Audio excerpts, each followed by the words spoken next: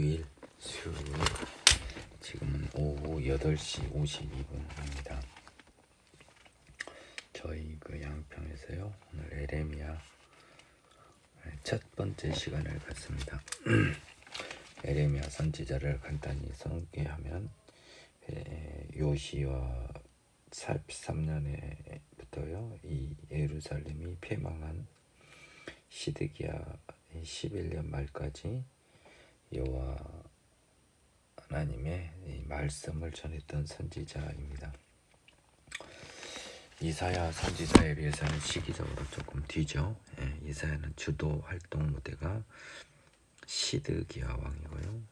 에레미야는 요시야 거쳐서 그 아들, 특히 그 여호야김, 여호야긴, 그리고 특히 이제 마지막은 시드기야 때까지 활동을 하고, 그리고 바벨론에 잡혀가고 뭐 애굽으로 가고 막 이 격동의 이스라엘 그 시대를 함께한 사람입니다. 각 선지자는 제가 특징을 말했습니다. 이전의 죄, 특히 우상 숭배죄가 아니라 인간의 죄에 대한 언급을 좀 잘 보라 그랬고요. 죄에 대한 회복, 이스라엘의 단순한 귀환이 아니라 전반적인 영적 이스라엘의 회복이라는 관점에서 봐야 된다라는 거예요. 그래서 죄와 회개와 회복이 결국 예수 그리스도를 통한 그 복음으로의 회복을 예정하고 있는 거예요. 누차 말하지만 바벨론 포로 이후에는 이스라엘은 끝입니다. 육적 이스라엘은 끝이에요. 그 점을 잘 봐야 됩니다. 에레미야와 이사야의 약간 더 차이는 에레미야는 시드기야만 나오고요. 셈나에 대한 경고로 이렇게 관련된 동시대의 사람들이 개입된 게 별로 없는데 에레미야는 조금 더 많아요. 여러 사람이 나옵니다. 여러분이 잘 아는 에레미야도 그 이사야의 종의 놀이와 더불어서 신약의 시대를 구체적으로 예언하는 그 구절이 있죠. 소위 30 몇 절인가요? 새 언약이라고 해서 31장 31절인데 이거 말고도 다 한 대는 많아요. 근데 이 새 언약, 예수의 언약이 구체적으로 언급되었다고 하는 부분이 있습니다. 그리고 마찬가지로 주변의 모든 나라들, 특히 바벨론에 대한 바벨론은 영적인 의미까지 포함된 것임을 이사야 선지서에서 확인을 했습니다. 자본주의의 끝판왕, 제국주의의 끝판왕, 로마뿐만 아니라 전 세계 자본주의를 저는 상징한다는 느낌을 이사야 통해서 굉장히 확신을 하게 됐습니다. 그래서 이 바벨론의 멸망을 예언합니다. 시드기야와 예루살렘 성전이 헐리고 유다 백성이 바벨론으로 사로잡혀가는 것을 마지막으로 에레미야의 예언은 끝이 나죠. 중요한 건 에레미야의 예언을 통해서도 이스라엘을 되돌릴 수는 없었다는 것입니다. 에레미야가 끝나면 에레미야 에가라고 하는 그렇게 길지 않는 조가 시가 있습니다. 굉장히 좀 이스라엘 헬라어의 유의를 통해서 전개되는 부분이 있는데요. 이 부분도 시편의 탄식시에 유사한 그런 구조를 갖고 있습니다. 이것이 끝나면은 에스겔로 넘어가겠네요. 그래서 에레미야와 에레미야 에가가 대선지서의 두 번째 등장합니다. 난이도는 에스겔보다는 조금 더 쉬워요. 하지만 양이 일단 방대하다는 것이기 때문에 여러분들이 그 양에 불구하고 큰 흐름을 잘 보셔야 됩니다. 큰 흐름은 이스라엘과 유다에 대해서 하나님이 정리를 했다는 것이 있습니다. 정리를 했다는 거예요. 그리고 열방도 망한다는 거죠. 그 사이에 뭐가 있어요? 새 언약이 있는 거죠. 그렇죠? 예. 그런데 희한하게 그 마무리는 이스라엘의 함락으로 끝난다는 겁니다. 재밌는 거예요. 예. 굉장히 재밌는 겁니다. 예루살렘의 함락으로 이 선지서는 끝나요. 예. 예루살렘은 하나님의 육적 예루살렘, 육적 유대인. 예. 이거는 이제 하나님의 선민이나 하나님의 거룩한 성이라고 그 자체로 일컬음을 받기가 어렵게 되었습니다. 제가 누차 그 입장은 이야기를 했었습니다. 네, 그래서 오늘은 그 에레미야의 첫 걸음을 시작하도록 하겠습니다.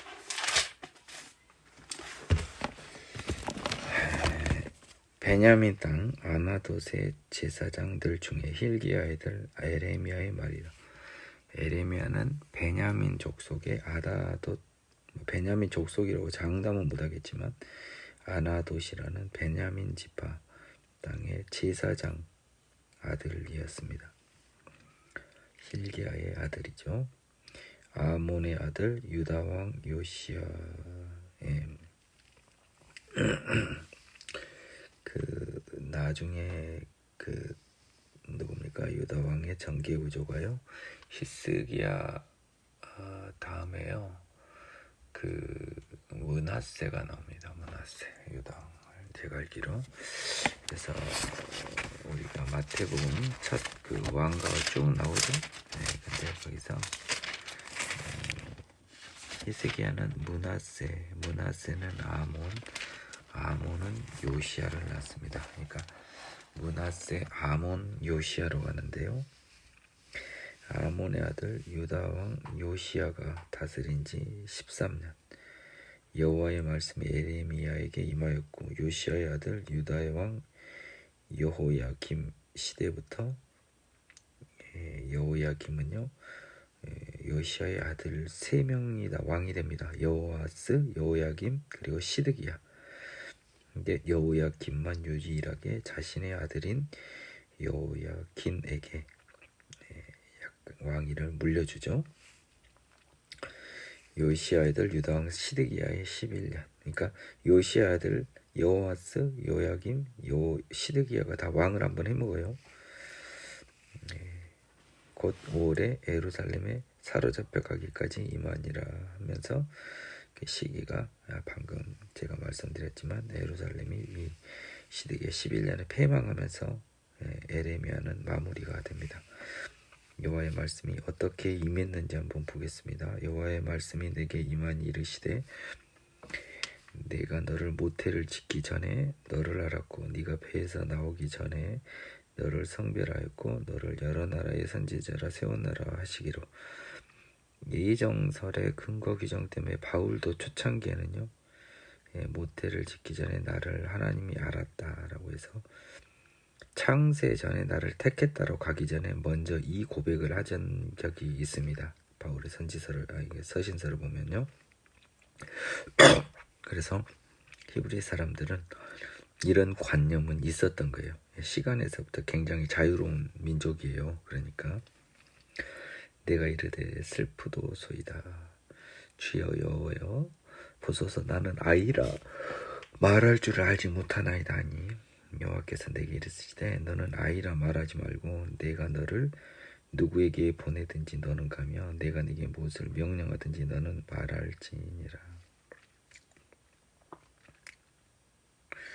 너는 아이라고 말하지도 말고 누구에게 보내든지 내 말을 따르라. 아이라고 하는 것은 두 가지 의미가 있겠습니다. 하나는 어리다라는 뜻도 있겠지만 아마 후자인 지혜가 부족한 자신을 겸손하게 표현한 것으로 보입니다.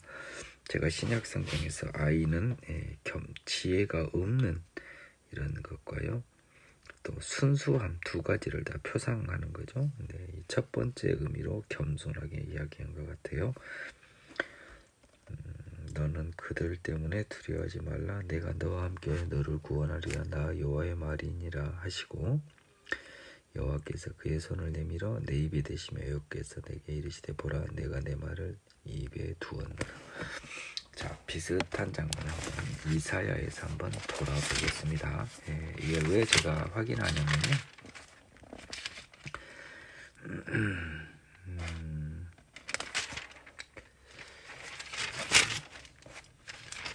잠깐만.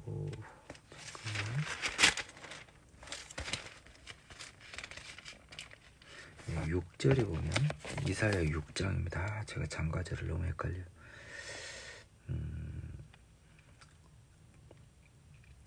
6장 7절 보겠습니다. 솥을 가지고 내게 일어나라와 그것을 내 입술에 대미르되 네 악이 지하해졌고 죄가 사하여졌다. 이런 식으로 이 하나님이 선지자로 부르게 될 때 이런 것을 확인시켜 주거든요. 여러분, 이게 실제일까요? 환상일까요? 환상이겠죠. 그쵸? 따라서 하나님은 자신의 믿음의 세계에서 뭔가 뭡니까? 믿음의 세계에서 뭔가 이루어진 일은 하나님과 관계된 일을 이렇게 시각적으로 보여줘요. 이런 경우가 굉장히 많습니다, 여러분. 그런 의미입니다. 그래서 이 십자가에 피 흘린 예수를 생명의 성령의 법을 받는 사람에게 대부분 보내주는 것 같더라고요. 환상으로. 보라 내가 오늘 너를 여러 나라와 여러 왕국 위에 세워 네가 그것들을 뽑고 파괴하며 파멸하고 넘어뜨리며 건설하고 심게 하였느니라. 여러 왕국 위에 세웠는데요. 일부는 파멸하고요. 또 일부는 건설합니다. 어떠한 나라가 파멸되고 어떠한 나라가 건설되느냐 한번 주의 깊게 살펴보면 되겠습니다. 8절에 그들이 그들은 누굴까요? 이스라엘인들일 텐데요.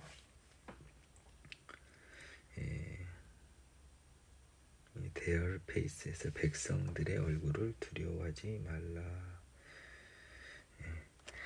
그들의 얼굴을 두려워하지 말라 이렇게 했습니다. 살구나무 가지와 끓는 가마와 한상 여호와께서 여호와의 말씀이 또 내게 임하니라 이르시되 에레미야야 네가 무엇을 보느냐 하시며 내가 대답하되 내가 살구가지를 보나이다. 이게 이 번역은 우리나라가 아람어계열의 살구나무가지라고 했는데요. 원래 이게 제가 알기로 오렌지 나무로 알고 있거든요. 한번 보겠습니다. 아몬드 나리입니다. 아몬드. 죄송합니다. 오렌지가 아몬드 나무. 아몬드하고 살구하고 비슷하게 본 거예요. 우리 조상님들이. 그래서 아몬드 나무 가지를 봅니다. 여호와께서 내게 이르시되 네가 잘 보았도다. 이는 내가 내 말을 지켜 그대로 이루려 함이니라. 이 살구나무는 오렌지나무, 아몬드나무 히브리어 뜻이요. 깨어있다, 지키다라는 이런 의미입니다. 그래서 이제 깨어고 지키다 이런 의미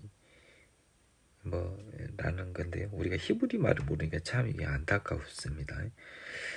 여호와의 말씀이 다시 내게 임하니라 이르시되 네가 무엇을 보느냐 대답하되 끓는 가마를 보나이다. 그 윗면이 북에서부터 기울어졌나이다 하니 여호와께서 내게 이르시되 재앙이 북방에서 일어나 이 땅의 모든 주민들에게 부어지리라. 내가 북방 왕국의 모든 족속들을 부를 것인지 그들이 와서 예루살렘 성문 어귀에 각기 자리를 정하고 그 사방 모든 성벽과 유다의 모든 성읍을 치리라. 여호와의 말씀이니라. 이 북쪽은 여러분 생각보다 동쪽에 있는 아수르라든지 바벨론도 본질적으로 이스라엘 사람들 기준으로는 북쪽으로 보는 것 같더라고요. 이거는 우리 창세기 수업 시간에 약간 들은 것 같은데 전반적으로 북쪽으로 다 보는 것 같아요. 아수르나 바벨론도 동북쪽이면 북쪽으로 보는 것 같아요. 완전히 동쪽이 아니면. 그래서 끓는 가마는 뭘까요? 영어로 한번 보겠습니다. 보일링 팟인가요? 보일링 팟이네요. 그것은 끓는 가마는 그 물을 끓이는 거잖아요, 그렇죠? 그것을 쏟아서 뜨거운 물로 부어서 재앙을 상징하는 거겠죠. 북쪽에서부터 기울어졌으니까 북에서 남쪽으로 뜨거운 물이 재앙의 물이 흘러내릴 것을 대충 예견하는 것 같습니다. 무리가 나를 버리고 다른 신들에게 분향하며 자기 손으로 만든 것들에게 절하였은즉 내가 나의 심판을 그들에게 선고하여 그들의 모든 죄악을 징계하리라. 그래서 여전히 잘못 해석하면 우상 숭배의 죄만으로 하나님의 분노가 이스라엘에게 임하였다고 오해할 수가 있어요. 이게 절대 그 죄만은 아닐 것임이 나중에 어차피 확인이 될 것 같습니다. 제가 보지는 않았는데 우리 이사야서에서 다 확인을 했어요. 그러므로 너는 네 허리를 동이고 일어나 내가 네게 명령한 바를 다 그들에게 말하라. 그들 때문에 두려워하지 말라. 내가 그들 앞에서 두려움을 당하지 않게 하리라. 허리를 동이는 건 준비하는 거고요. 명령한 바는 다 말을 하라. 두려움을 당하지 않게 하겠다. 그렇기 때문에 예레미야서가 써진 거죠, 여러분. 자기 마음에만 두지 않고 다 쓴 겁니다. 아마 선지자들의 선지서는 제가 알기로는 제가 아는 게 아니라 제 느낌에는 하나님의 말씀이 임할 때는 거의 썼을 거예요. 그 무렵에 기억을 못하니까 하나님이 또 그 상상을 머릿속에서 딱 그 화면이 돌아가게 음성과 화면이 지원된 환상을 유지시켜줬고 그것에 따라서 하나님이 주신 말은 그때그때 썼을 것으로 추측을 해요. 보라 내가 오늘 너를 그 온 땅과 유다 왕들과 그 지도자들과 그 제사장들과 그 땅 백성 앞에 견고한 성읍 새기둥 노성벽이 되게 하였은즉 그들이 너를 치나 너를 이기지 못하리니 이는 내가 너와 함께하여 너를 구원할 것임이라 여호와의 말이니라. 선지자임에도 불구하고 누구죠? 에레미야는 백성들에 의해 죽임을 당하지 않을 것을 미리 예언해 주셨습니다. 그렇죠? 2장 여호와 말씀이 내게 임하니라 이르시되 가서 예루살렘의 귀에 외칠지니라 여호와께서 이와 같이 말씀하시기를 내가 너를 위하여 네 청년 때의 인애와 네 신혼 때의 사랑을 기억하노니 곧 씨 뿌리지 못하는 땅 그 광야에서 나를 따랐음이니라. 이스라엘은 여호와를 위한 성물 곧 그의 소산 중 첫 열매니 그를 삼키는 자면 모두 벌을 받아 재앙이 그들에게 닥치리라. 여호와의 말씀이니라. 2장 1, 2절 영어를 한번 볼까요? Go and cry in the hearing of Jerusalem, saying, Thus say the Lord.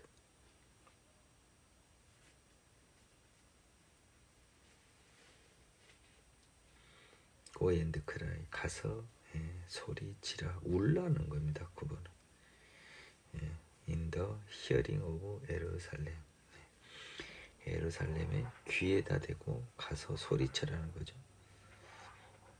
I remember you, the kindness of youth, the love of your betrothal, when you went after me in the wilderness in a land not sown. Israel was holiness to the Lord, the first fruit of his increase. All that devour him will offend. Disaster will come upon them, say the Lord. 똑같이 번역은 됐네요. 인애, 아마 영어로는 kindness라고 돼 있거든요. 그래서 젊은 시절의 인애와 신혼 때의 사랑은 뭐 때문이냐면 그 씨 뿌리지 못하는 땅, 씨를 뿌리지 못했기 때문에 먹는 것을 철저히 하나님께 의지를 했어요. 그렇죠? 만나와 매출하기로. 거기서 나를 따랐을 때는 인내와 사랑이 있었겠죠. 오래는 안 갑니다. 그래서 하나님은 이스라엘이 여호와를 위한 성물, 그 소산종 첫 열매, 거룩한 열매인 거죠. 여호와를 위한 성물에는 당연히 거룩이 들어가겠죠. 그리고 세계 모든 민족 중에 민족적으로는 첫 열매입니다. 그래서 그를 삼키는 자는 모두 벌을 받고 재앙이 닥치는 하나님의 백성이 됐는데, 이 기간이 극히 짧다는 거예요. 가나안 땅 들어가자마자 다 버려버렸고, 들어가기 전에부터 이미 버려버릴 징조는 여러 번 보였습니다. 야곱의 집과 이스라엘의 집 모든 족속들아 여호와의 말씀을 들으라. 나 여호와가 이와 같이 말하노라. 참고로 지금 예레미야가 이 말을 할 때는 북이스라엘은 멸망한 겁니다. 북이스라엘은 남유다 기준 히스기야 왕 때 멸망을 이미 당했습니다. 북이스라엘 기준 호세와 왕 때요. 잘 알고 계셔야 돼요. 그래서 북이스라엘은 지금 없습니다. 나 여호와가 이와 같이 말하노라. 너희 조상들이 내게서 무슨 불의함을 보았기에 나를 멀리하고 가서 헛된 것을 따라 헛되이 행하였느냐. 그들이 우리를 애굽 땅에서 인도하여 내시고 광야 곧 사막과 구덩이 땅, 간저하고 사망의 그늘진 땅, 사람이 그곳으로 다니지 아니하고 그곳에 사람이 거주하지 아니하는 땅을 우리가 통과하게 하시던 여호와께서 어디 계시냐 하고 말하지 아니하였도다. 그 여호와를 따르지 않았다라는 것은요, 우상만을 말한 게 아니에요. 지금 범죄자의 길을 갔다는 것이 제일 중요합니다. 5절에서 여호와를 온전히 잊어버렸는데 하나님께서는 옷단이나 이마 미간에 막 붙이고 집에다 뭐에 붙이고 해서 기억하라고 했는데, 가장 큰 기억의 대상은 출애굽이요. 그리고 광야에서 만나와 메추기라기로 연명을 했던 38년 40년 세월을 여호와께서 했던 그 여호와가 이 사람들한테 전해지지 않는 거죠. 그래서 여호와께서 어디 계시냐고 말하지 아니하는 거예요. 항상 찾아야 되는데요. 내가 너희를 기름진 땅에 인도하여 그것의 열매와 그것의 아름다운 것을 먹게 하였거늘 너희가 이리로 들어와서는 내 땅을 더럽히고 내 기업을 역겨운 곳으로 만들었으며 제사장들은 여호와께서 어디 계시냐 말하지 아니하였으며, 안 찾았다는 거죠. 율법을 다루는 자들은 나를 알지 못하며, 재판하는 자 그리고 율법을 가르치는 자들 하나님을 알지 못하며, 관리들도 나에게 반역하며, 선지자들은 바알의 이름으로 예언하고 무익한 것들을 따랐느니라. 그래서 하나님의 이름이라는 미명하에 바알의 이름으로 예언을 했어요. 하나님 기준으로 그들은 분명히 하나님의 이름으로 예언을 했을 가능성이 큽니다. 바알의 이름으로 예언한다는 것은 남유다에서는 상상하기가 어려운 것이었어요. 이거는 굳이 따지면 북이스라엘을 꾸짖는 것입니다. 그렇죠? 북이스라엘은 이런 일이 있을 수 있어요. 왜? 바알과 아세라의 선지자들이 존재해서 850명이 갈멜산에서 때로 죽음을 당한 것, 여러분 엘리야 시대 생각이 나죠. 그러므로 내가 다시 싸우고 너희 자손들과도 싸우리라 여호와의 말씀이니라. 그렇기 때문에 이 악한 죄인들과 하나님이 이제 척을 지시는 거죠. 너희는 기띔 섬들에 건너가 보며 게달에도 사람을 보내 이 같은 일이 있었는지를 자세히 살펴라. 어느 나라가 그들의 신들을 신아닌 것과 바꾼 일이 있느냐. 그러나 나의 백성은 그의 영광을 무익한 것과 바꾸었도다. 하나님의 영광을 우상과 바뀌었는데 그 우상은 탐욕과 음란을 허락했기 때문이에요. 그래서 10계명 10번째 계명 때문에 우상을 숭배한 겁니다. 하나님은 10계명 10번째 계명을 눈을 뜨고 보고 계셨어요. 너 하늘아 이 일로 말미암아 놀랄지어다 심히 떨지어다 두려워할지어다 여호와의 말씀이니라. 나의 백성이 두 가지 악을 행하였나니 곧 그들이 생수의 근원되는 나를 버린 것과 스스로 웅덩이를 판 것인데 그것은 물을 가두지 못할 터진 웅덩이들이니라. 내 백성은 악을 하나를 행하기 아니라 두 가지 했는데요. 사실은 하나입니다. 생수의 근원이 되는 나를 버리고 스스로 생수의 근원이 될 웅덩이를 팠어요. 저들이 의지할 하나님의 법이 너무 불편한 거예요. 왜? 탐욕으로 뭉친 죄인에게는 불편해요. 여러분, 제가 열을 내며 강의했지만 레이기의 그 희년제도가 여러분 지켜졌겠어요? 종을 7년만 쓰고 돌려줬겠습니까? 그런 법들이 안 지켜졌을 거예요. 제가 봤을 때는. 그러다 보니까 점점 하느님이 멀어지는 거죠. 그래서 스스로 웅덩이를 판 거예요. 자기들한테 맞는 법을 만들고 지키고 버리고 한 겁니다. 그래서 그런데 그들이 판 웅덩이는 물을 못 가다요. 물이 다 땅속으로 스며져 버리는 그런 곳이죠. 세임이 아닌 거죠. 물이 안 나와요. 이스라엘이 종이냐 시종이냐 어찌하여 포로가 되었느냐. 어린 사자들이 그를 향하여 부르짖으며 소리를 질러 그의 땅을 황폐하게 하였으며 그의 성읍들은 불타서 주민이 없게 되었으며 놉과 다바네스의 자손도 네 정수리를 상하게 하였으니. 일반적으로 놉과 다바네스는 애굽을 대표하는데요. 기본적으로는 애굽이 이스라엘을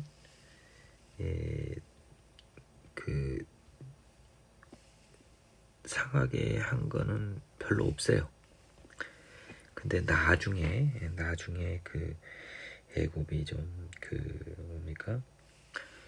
이 바벨론과의 그 어떤 국제적 정서에서 이스라엘과 이제 시드기야 때 이제 개입이 되긴 해요. 개입이 되긴 하지만 요시야 때부터. 근데 심지어 그런 취지 같아요.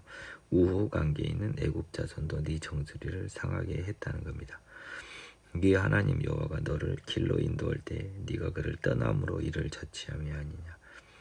여호와의 길을 떠나 다른 죄악의 우상의 길로 간 거죠. 우상의 길을 단순히 우상이라고 생각하지 마세요. 탐욕의 길입니다. 네가 시홀의 물을 마시려고. 시홀은 애굽입니다. 애굽으로 가는 길에 있으면 어찌 됨이며 또 네가 그 강물을 마시려고 아스루로 가는 길에 있으면 어찌 됨이냐. 즉 하나님의 백성의 죄를 스스로 버리는 행동을 취하는 거죠. 네 악이 너를 징계하겠고 네 반역이 너를 책망할 것이라. 그런즉 네 하나님 여호와를 버림과 네 속에 나를 경외함이 없는 것이 악이죠.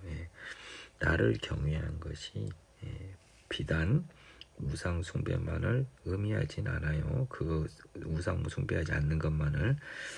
무엇입니까? 하나님의 율법을 지키고 행하는 것이 하나님을 경외하는 거잖아요. 그러지 못한 겁니다. 주 만군의 여호와의 말씀이니라. 네가 옛적부터 네 멍에를 꺾고 네 결박을 끊으며 말하기를 나는 순종하지 아니하리라고 모든 높은 산 위에서와 모든 푸른 나무에서 나는 몸을 굽혀 행음하였도다. 20절은 여러분 조심해야 되겠습니다.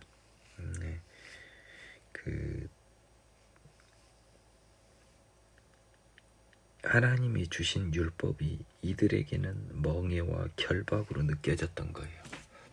이것을 잘 알아야 돼요. 죄인이니까 죄인한테는 솔직히 멍에와 결박이에요. 불편하거든요. 그래서 죄인들이 하나님의 율법은 지킬 수가 없는 겁니다. 그리고 나서는 대놓고 가나안 족속의 문화를 따랐다는 것을 비유적으로 말한 겁니다.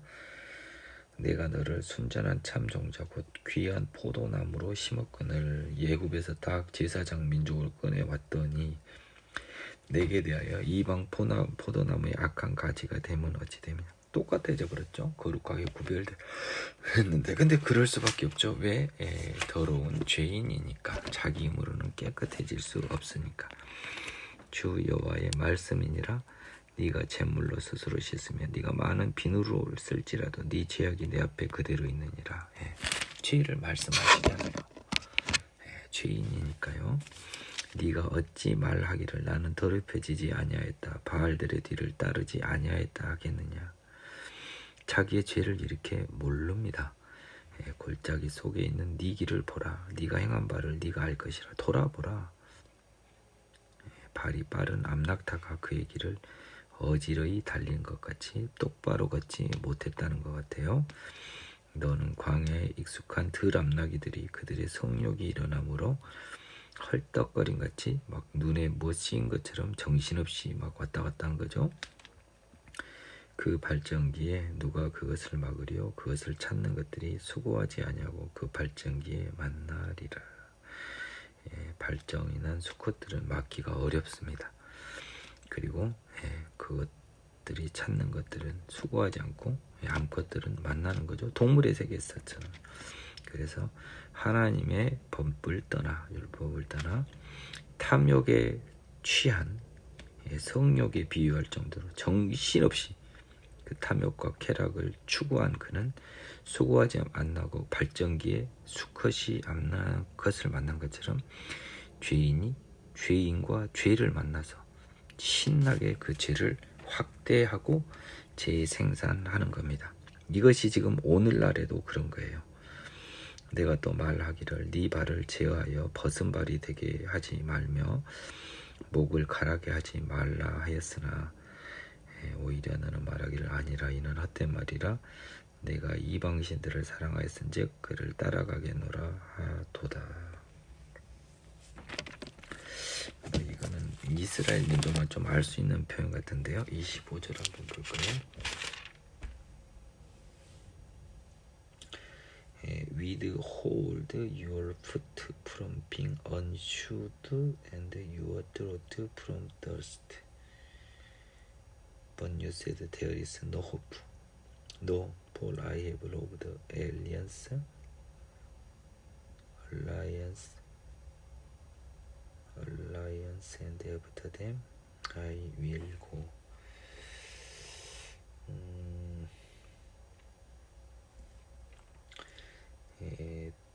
내가 발을 제어하다, withhold라는 거 이게 참다라는 뜻이니까요.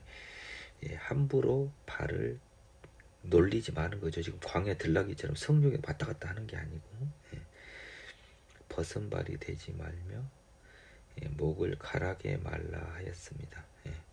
그러니까 요프트는 그 언슈드 그 벗은 발이 되지 말고 너의 그 목은요 갈증이 안 나게 해라는 겁니다. 그래서 발에는 신을 신고요 항상 생수의 물을 가지고 목을 축이고 있어야지 헛것에 갈증이 나서 먹지 않을 거 아니에요. 그래서 하나님이 아닌 다른 물에 대해서 갈증을 나지 않도록 하나님으로 충분히 목을 축여야 되는데 그러지 않고 이방신을 따라갔다 이러는 겁니다. 참 이 물이 귀한 나라라. 이 thirsty라고 하는 것이 굉장히 중요한 것 같습니다. 도둑이 붙들리면 수치를 당한 같이 이스라엘 집 곧 그들의 왕들과 지도자들과 제사장들과 선지자들이 수치를 당하였느니라라고 했습니다. 도둑이 붙들리면 수치를 당한 것은 죄가 들통난 거잖아요. 그렇죠? 도둑이니까. 그런 것처럼 이스라엘의 모든 자들이 죄인들로서 수치를 당합니다. 당하였느니라 해서 과거형으로 써져 있습니다. 그렇죠? 26절.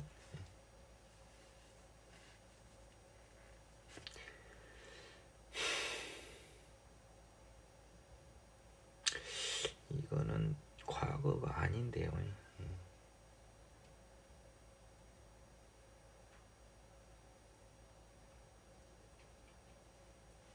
당하느니라라고 하면 되겠습니다. 당하는 것 같이 당하고 있다, 당한다라는 과거가 아니네요. 현재형이네요. 수동태 시제가, 비동사 시제가. 그들이 나무를 향하여 지금 수치를 당하고 있는 겁니다. 그들이 나무를 향하여 너는 나의 아버지라며 돌을 향하여 너는 나를 낳았다고 그들의 등을 내게로 돌리고 그들의 얼굴은 내게로 향하지 아니하다가 그들이 환난을 당할 때는 이르기를 일어나 우리를 구원하소서 하리라. 그들은 나무를 향하고 돌을 향하여 나를 낳았다고. 이건 뭐냐면 이방 사람하고 똑같다는 거예요. 즉 뭐다? 죄인의 길을 대놓고 갔다는 겁니다. 그러다 환난 당할 때는 전능하신 여호와여 우리를 구원하소서 한다는 겁니다. 너를 위하여 네가 만든 신들이 어디 있느냐? 그들이 네가 환난을 당할 때 구원할 수 있으면 일어날 것이니라. 유다여 너의 신들이 너의 성읍수와 같도다. 하나님이 외면해 버리시는 거죠. 너희가 나에게 대항하면 어찌 됨이냐? 너희가 다 내게 잘못하였음이니라. 여호와의 말씀이니라. 너희가 너희의 자녀들을 때린 것이 무익하면 그들이 징계를 받아들이지 아니함이라. 너희 칼이 사나운 사자같이 너희 선지자들을 삼켰느니라. 징계를 받지 아니함의 대표적인 케이스가 하나님의 말씀을 전하는 선지자들을 상하게 했다는 겁니다. 너희 이 세대여 여호와의 말을 들어보라. 내가 이스라엘에게 광야가 되게 되었느냐 깜깜한 땅이 되었느냐. 무슨 이유로 내 백성이 말하기를 우리는 노였으니 다시 주께로 가지 아니하겠다 하느냐. 이스라엘에게 광야, 아무것도 없는 광야, 깜깜한 땅이 되면 백성은 그리로 가고 싶지 않겠죠. 근데 잘 보세요. 그들이 마음속을 보는 하나님은 하나님의 말씀을 따라 사는 것이 광야에 있는 것과 깜깜한 땅에 있는 것처럼 불편하니 하나님께로 가지 않겠다 하는 것. 이스라엘 사람들이 대놓고 이 말을 했겠어요? 아니죠. 대놓고는 안 했겠죠. 근데 그 마음속을 보시는 하나님은 이 모든 것을 알고 계시는 거잖아요. 그렇죠? 여러분이 이것을 읽으면서 이것을 찾아내야 돼요. 방금 저같이요. 근데 처녀같이 그 폐물을 잊겠느냐, 신부같이 그 예복을 잊겠느냐. 오직 내 백성은 나를 잊었나니 그 날수는 셀 수 없거늘. 처녀에게 있어서의 폐물이 신부에게 있어서의 예복이 얼마나 귀합니까? 귀하다는 뜻이에요. 근데 내 백성은 나를 잊었으면 뭘 잊었어요? 나의 율법, 나의 도리를 잊었죠. 죄인이니까 그럴 수밖에 없습니다. 그리고 그들이 나를 떠나 죄에 떨어진 날의 수는 셀 수가 없어요. 오래전부터라는 겁니다. 네가 어찌 사랑을 얻으려고 네 행위를 아름답게 꾸미느냐. 그러므로 네 행위를 악한 여자들에게까지 가르쳤으며. 33절이 바로 여러분 두 글자로 말하면 위선이 되겠어요. 한번 영어 표현을 보겠습니다. Why do you beautify your way to seek love? Therefore you have also taught the wicked woman your ways. 그래서 이 위선으로 하나님을 속이려고 했죠. 사랑을 얻으려고 죄를 감췄죠. 그러니까 심지어 너의 행위를 주변의 악한 여자들에게까지 가르치기까지 합니다. 좋은 모범 사례로 뽑아왔던 이스라엘 민족이 지금 안 좋은 모범 사례를 가르치고 있는 거예요. 네 옷단에는 죄 없는 가난한 자를 죽인 피가 묻었나니 그들이 담구멍을 뚫었기 때문이 아니라 오직 이 모든 일 때문이니라. 네 옷단에는요 가난한 자를 죽인 피, 뭡니까? 탐욕으로 어려운 사정, 가난한 자들을 착취한 피가 묻었습니다. 그들이 담구멍을 뚫었기 때문이 아니에요. 가난한 자들이 도둑질한 것도 아닌데 탐욕으로 그들을 죽였습니다. 오직 이 모든 일 때문이니라. 34절 한번 보겠습니다.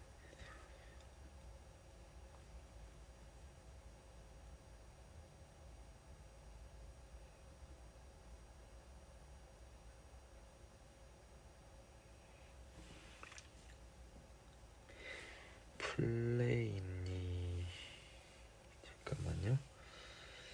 굉장히 중요한 말 같습니다.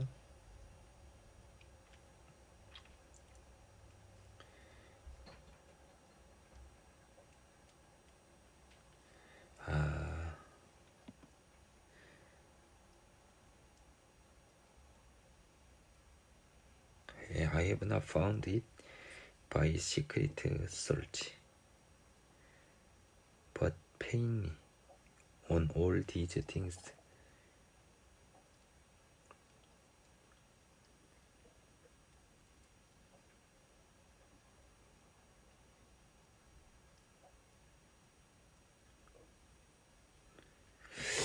제가 이것이 중요한 것 같아서요. 단어 하나만 찾아보겠습니다. 플레인이라는 단어를 찾아보겠습니다.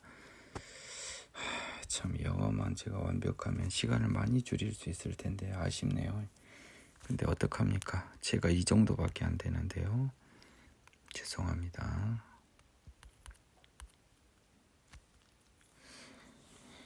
분명히 솔직하게 숨김없이라는 부사네요.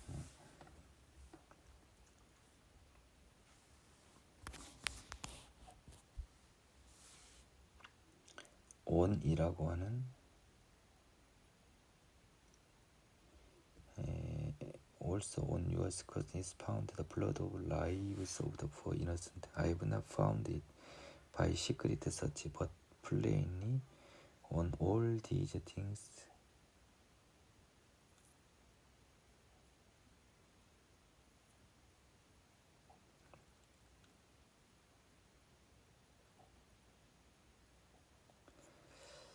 네, 이게 번역이 조금 잘못됐습니다.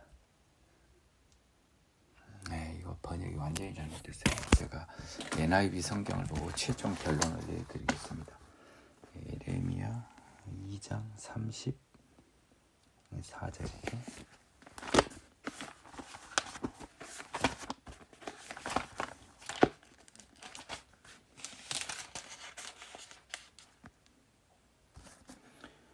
On your clothes is found the life blood of the innocent poor, though you did not catch them breaking it yet in spite of all this.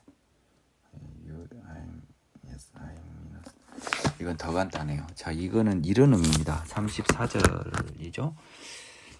지금 죄 없는 가난한 사람을 죽인 피가 묻었습니다. 그들이 담구멍을 때문이 아니라는 거예요. 예. 오직 이 모든 일 때문이니라. 뭐 이 모든 일이 뭐예요? 이렇게 번역해 놓으면 무책임한 거 아닌가요? 예, 영어 성경을 제가 해석해 드리겠습니다.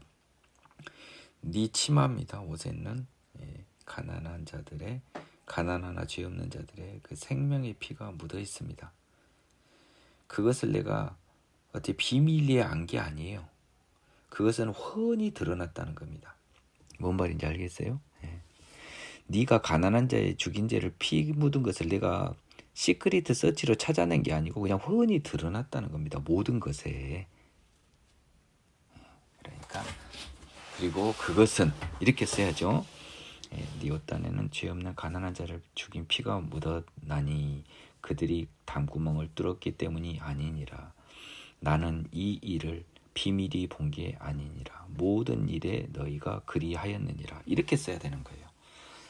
그러나 너는 말하기를 나는 무죄하노니 그의 진노가 참으로 내게서 떠났다 하거니와.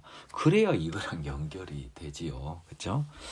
여러분 제 목소리가 굉장히 침착하지 않습니까? 예, 이럴 때 저는 굉장히 좋아요. 이게 좀 제가 이렇게 침착하게 잘 못하는 사람이거든요. 보라, 네 말이 나는 죄를 범하지 아니하였다 하였으므로 내가 너를 심판하는 거예요. 위선이죠, 위선. 예, 죄를 몰라요. 33, 34절. 네가 어찌하여 네 길을 바꾸어 부지런히 돌아다니느냐. 네가 아수르로 말미암아 수치를 당함같이 또한 애굽으로 말미암아 수치를 당할 것이라. 아수르를 의지했다가 애굽을 의지했다가 네가 두 손으로 네 머리를 싸고 거기서도 나가리니 이는 네가 의지하는 자들을 나 여호와가 버렸으므로 네가 그들로 말미암아 형통하지 못할 것임이라. 애굽과의 맹약이 헛되다라고 하는 제목이었을 거예요. 이런 느낌이 이사야에 있었어요. 그렇죠? 상한 갈대의 지팡이다. 그 의지하는 자에게요. 오늘은 3장까지 하고 이 3장이 꽤 많네요. 그래도 3장까지는 하고 마무리를 하겠습니다. 그들이 말하기를 가령 사람이 그의 아내를 버림으로 그가 그에게서 떠나 타인의 아내가 된다 하자 남편이 그를 다시 받겠느냐. 그리하면 그 땅이 더러워지지 아니하겠느냐. 이건 레위기에 나온 겁니다. 하느니라. 네가 많은 무리와 행음하고서도 내게로 돌아오려 하느냐. 여호와의 말씀이니라. 사람들이 세상적으로 말하기에는요, 아내가 타인의 아내가 됐다가 다시 남편에게 오면 더러운 여자다라고 하면서 너는 다른 무리와 나의 길을 다 떠나고 죄를 짓고서도 돌아오려 하느냐. 더러운 거 아니냐라고 이야기한 거죠. 네 눈을 들어 헐벗은 산을 보라. 네가 행음하지 아니한 곳이 어디 있느냐. 네가 길에 앉아 길가에 앉아 사람들을 기다린 것이 광야에 있는 아라바 사람 같아 음란과 행악으로 이 땅을 더럽혔도다.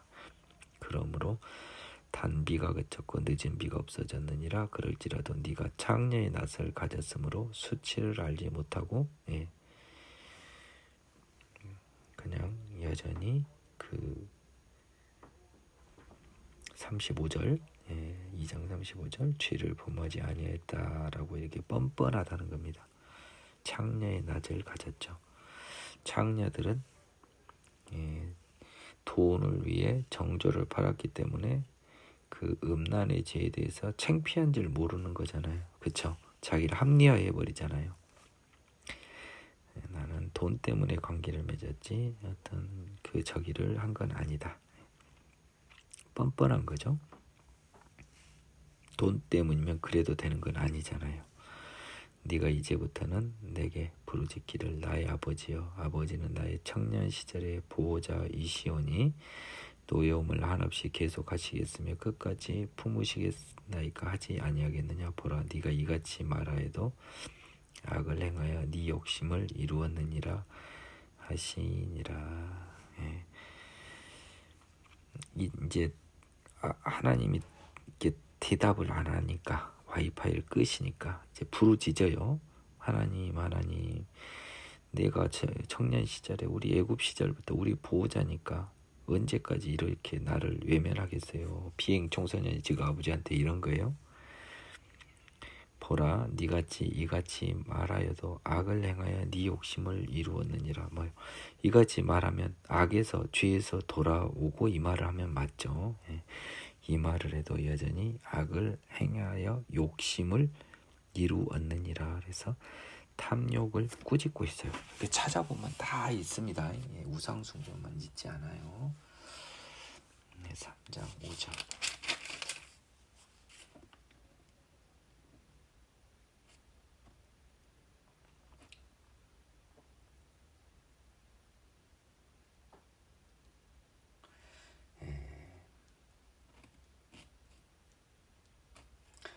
그 영어 성경은 그렇게 하죠. 네가 이같이 말하여도 악을 행하여 네 욕심을 이루었느니라 라고 한데 뭔 말이냐면요,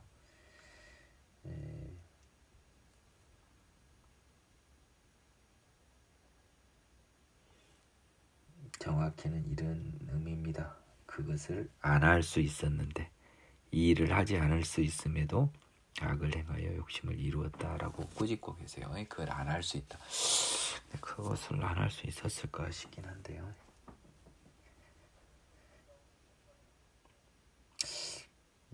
근데 그런 의미가 아니라 이렇게 해석하는 게 좀 더 낫겠네요. 네가 할 수 있는 모든 악을 했다는 겁니다. 네가 할 수 있는 모든 악을 행하여 욕심을 이루었느니라. 이게 더 맞겠네요. 할 수 있는 모든 악을 행하. 왜냐하면 안 할 수는 없으니까. 죄인이니까. 요시야 왕 때 여호와께서 또 내게 이르시되 너는 배역한 이스라엘이 행한 바를 보았느냐. 그가 모든 높은 산에 오르며 모든 푸른 나무 아래로 가서 거기서 행음하였도다. 이건 비유적인 겁니다. 우상 숭배의 한 형태인데요. 이방 신의 제사. 근데 단순히 그 제사를 드린 것은 제일 대표적으로 뭐죠? 하나님의 율법을 어긴 대표적인 거잖아요. 1, 2, 3, 4계명을 어겨버렸으니 그러니 10번째 계명은 오직 어긴 것이 됩니까? 그것을 하나님은 다 말씀하고 계신 거예요. 그가 이 모든 일을 행한 후에 내가 말하기를 그가 내게로 돌아오리라 했으나 아직도 내게로 돌아오지 아니하였고 그의 반역한 자매 유다는 그것을 보았느니라. 비록 망하기는 했지만요. 유다에도 어느 정도 이스라엘에도 그 자치권은 있었나 봐요. 그래서 아수르 시절에도 어느 정도 자치권은 있었나 봅니다. 근데 이스라엘 여전히 이방 신을 따르고요. 그 반역한 자매 유다도 그것을 보았습니다. 보고 만말린 거죠. 보고 따라했을 수 있다고 본 겁니다. 내게 배역한 이스라엘이 간음을 행하였으므로 내가 그를 내쫓고 그에게 이혼서까지 주었으되 그의 반역한 자매 유다가 두려워하지 아니하고 자기도 가서 행음함을 내가 보았노라. 즉 이스라엘이 망한 것이 하나님이 이혼서를 써줘서 그만 안 만나 줄란다 해서 그 결과인 걸 잘 알면서도 유다, 그 자매인 유다가 보고 겁먹지 않고 저도 똑같은 행동을 한 걸 하나님이 보신 거예요.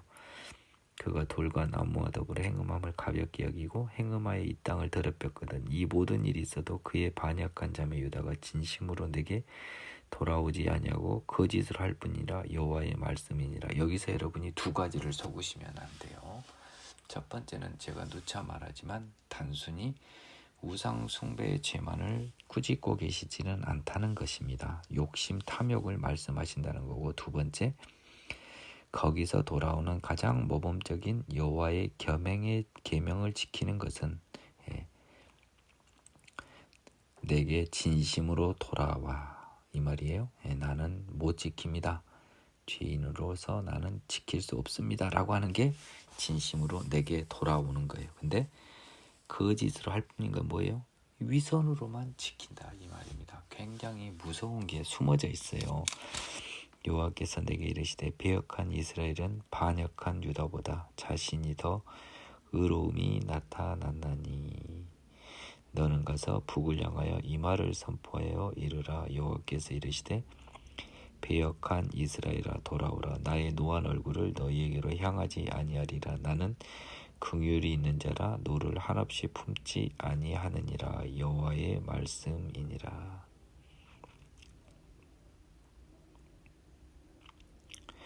자, 13절까지 보겠습니다. 너는 오직 네 죄를 자복하라. 이는 네 하나님 여호와를 배반하고 네 길로 달려 이방인들에게로 나아가서 모든 푸른 나무 아래서 가서 내 목소리를 듣지 아니하였음이니라. 여호와의 말씀이니라. 자, 이게 좀 재밌습니다. 뭔 말이냐면 지금 망했어요. 북이스라엘은요. 그래서 배역이나 반역이나 똑같아요. 자신의 더 의로움이 나타났느니 한번 보겠습니다. 11절. Then the Lord said to me, backsliding Israel has shown herself more righteous than teacherless Judah. Go and proclaim those words toward the north and say. 그 백슬라이딩과 트리처러스입니다. 죄송합니다. 트리처러스가 약간 느낌이 달라요. 트리처러스는요, 약간 반역을 한 겁니다. 유다는. 이스라엘은요, 이 타락, 백슬라이딩, 퇴보한 거예요. 그래서 느낌상 뭐냐면 그 이스라엘은 뭔가 좀 실수의 느낌처럼 표현됐고요. 유다는 고의의 느낌처럼 표현이 됐습니다. 그래서 북쪽을 향하여 이스라엘에게 회개의 기회를 주는 하나님이 보이죠. 그렇죠? 너는 죄를 자복하라. 북이스라엘입니다. 하나님을 배반하고 이런 것을 듣지 아니한 죄의 길로 간 반드시 우상숭배만을 말하지 않아요. 내가 이제 더 이상 이야기 안 할게요. 입이 아파서. 여호와의 말씀이니라. 배역한 자 식들아 돌아오라. 나는 너희 남편임이라. 내가 너희를 성읍에서 하나와 족속 중에서 둘을 택하여 너희를 시온으로 데려오겠고. 지금 이스라엘에게 회개를 촉구하고 있습니다. 시온으로 데려오겠답니다. 내가 또 내 마음에 합한 목자들을 너희에게 주리니 그들이 지식과 명철로 너희를 양육하리라. 이건 굉장히 상징적인 거예요. 이거는 예수님까지 포함된 건데 유다와 이스라엘로 보면 이스라엘이 이방인 거예요. 지금 유다는 지금 유선적으로 지키고 있다고 보고요. 이스라엘은 아예 실수로 넘어져서 망해버린 겁니다. 근데 하나님은 실수로 망해버린 이스라엘이 위선적으로 하나님을 따르는 유다보단 가능성이 있다는 거예요. 결국 회개에 관한 굉장히 무서운 말씀을 지금 에레미야에서 지금 하고 계시는 거예요. 그 마음에 약한 목자들을 너희에게 줘서 그들이 지식과 명철로 너희를 양육하는데 이거는 유다가 아니라 이스라엘이에요. 그들이 회개하면요. 이방인들에게 기회가 가는 거고 비슷한 말이 지금 써져 있는 겁니다. 여호와의 말씀이니라. 너희가 이 땅에서 번성하여 많아질 때는 사람들이 여호와의 언약궤를 다시는 말하지 아니할 것이요 생각하지 아니할 것이요 기억하지 아니할 것이요 찾지 아니할 것이요 다시는 만들지 아니할 것이며 그때 예루살렘이 그들에게 여호와의 보좌라 일컬음이 되며 모든 백성이 그리로 모이리니 곧 여호와의 이름으로 말미암아 예루살렘에 모이고 다시는 그들의 악한 마음의 언약대로 그들이 행하지 아니할 것이며. 자, 이거 보면 내 마음에 악한 목자들을 너희에게 준다라는 것은 예수님 및 예수님의 도를 전하는 사람들로 한번 해석을 해보자고요.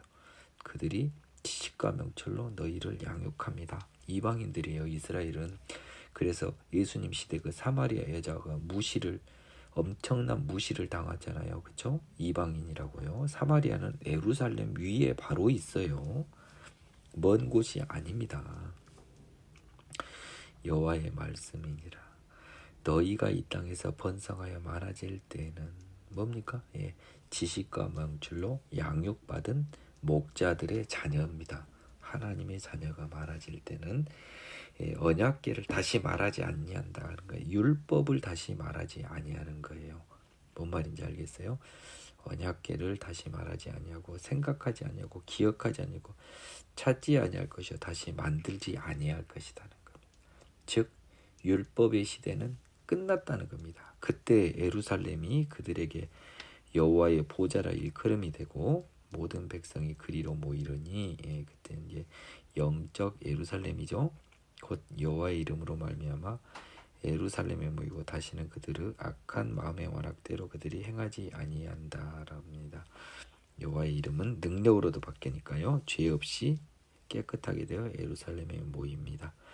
그때 유다 족속이 이스라엘 족속과 동행하여 북에서부터 나와서 내가 너희 조상들에게 기업으로 준 땅에 그들이 함께 이르자.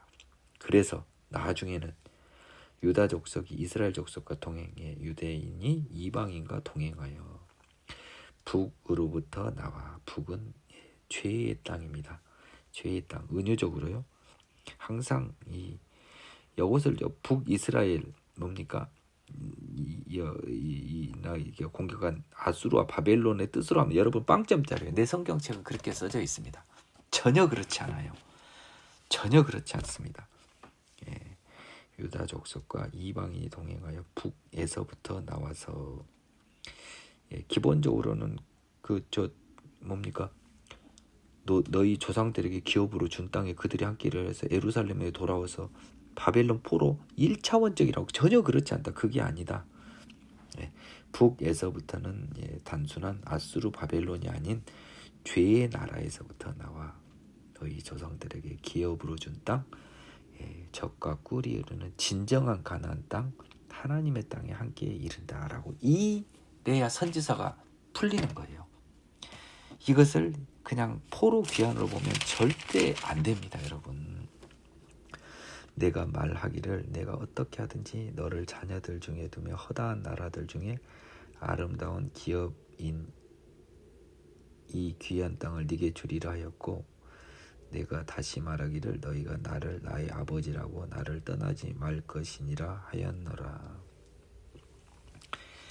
이것이 지금 자 한번 보겠습니다. 내가 말하기를 내가 어떻게 하든지 너를 자녀들 중에 두며 허다한 나라들 중에 아름다운 기업인 이 귀한 땅을 네게 주리라 하였고 내가 다시 말하기를 너희가 나를 나의 아버지라고 나를 떠나지 말 것이니라 하였노라. 그런데 이스라엘 족속아 마치 아내가 그의 남편을 속이고 떠남같이 너희가 나를 확실히 나를 속였느니라. 여호와의 말씀이니라. 소리가 헐벗은 산 위에 들리니 곧 이스라엘 자손에게 옥하며 간구하는 것이라. 그들이 그들의 길을 굳게 하며 자기 하나님 여호와를 잃어버림이로다. 배역한 자식들아 돌아오라. 너희의 배역함을 고치리라 하시니라. 여러분 보십시오. 이 19절이 18절 뒤에 나왔다고 해서 이게 시간적으로 이거 뒤가 아니에요. 왜냐하면 한번 잘 보시겠습니까? 16절부터는 뭐예요? 17절 하나님의 것이 다 회복되는 이야기를 했잖아요. 그렇죠? 그러다 19절에 갑자기 또 뭡니까? 하나님을 떠나버린 것을 이야기하고 있어요. 그러니까 이게 시간 순서에 따른 게 아니라니까요. 여러분 조심하십시오. 지금은 이스라엘이 출애굽 당시에 하나님의 약속을 버리고 하나님을 떠나버렸습니다.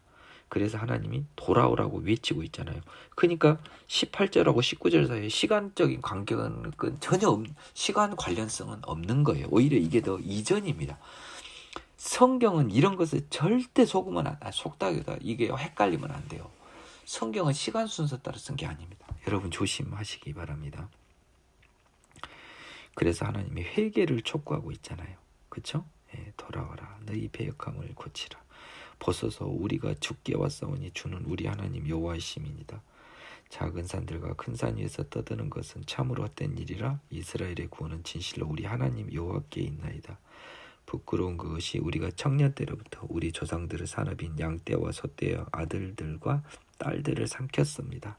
부끄러운 그 욕심과 죄가 우리는 수치 중에 놓겠고 우리 지옥이 우리를 덮을 것이니 우리와 우리 조상들이 청년의 때로부터 오늘까지 우리 하나님 여호와께 범죄하여 우리 하나님 여호와의 목소리에 순종하지 아니하였음이니이다. 죄를 자복하죠. 근데 죄인의 몸으로는 이게 안 되는 겁니다. 그래서 그러면 어떠한 방법으로 이렇게 해야 됩니까? 죄로부터 완전히 돌아오는 방법은요. 인간의 힘으로는 안 되는 거예요. 이게 이 에레미야에서는 지금 이게 숨겨져 있습니다. 에레미야도 속고 있어요. 몰라요. 에레미야도 예수를 몰라요. 필요성을 모르는 것 같아요. 여기까지는요. 제가 봤을 때 다만 하나님의 말씀이 에레미야를 통해서 전해질 뿐이고 지금 우리가 이제 예수를 보고 보니 이들에게는 답이 없었겠다라고 하는 것을 생각할 수 있는 거죠. 오늘 잠깐 여기까지 할게요.